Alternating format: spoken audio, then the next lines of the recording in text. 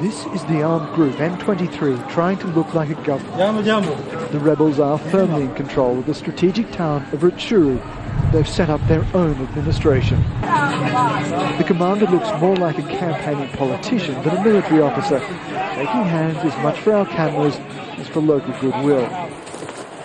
If the latest report by a UN monitoring group is to be believed, this is part of a Rwandan project to secure the region by default, to extend its political and economic influence over the border into the mineral-rich region. The allegations aren't new. Rwanda has long been accused of supporting M23.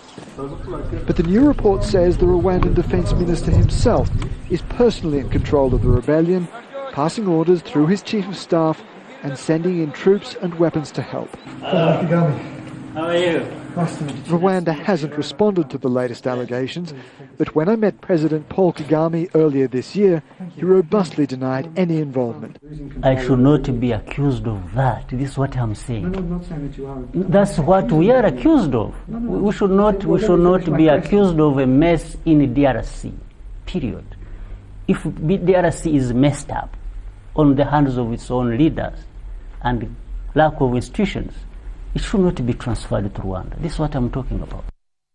The UN report also extends its allegations to Uganda, whose president, Yoweri Museveni, has been hosting a series of summits on the crisis.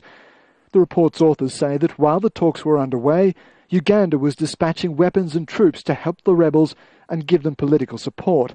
All allegations that undermine President Museveni's attempts to cast himself as the region's honest broker. When we were last there in August, M23 fighters told Al Jazeera that they were simply disgruntled Congolese troops trying to do what the government could not.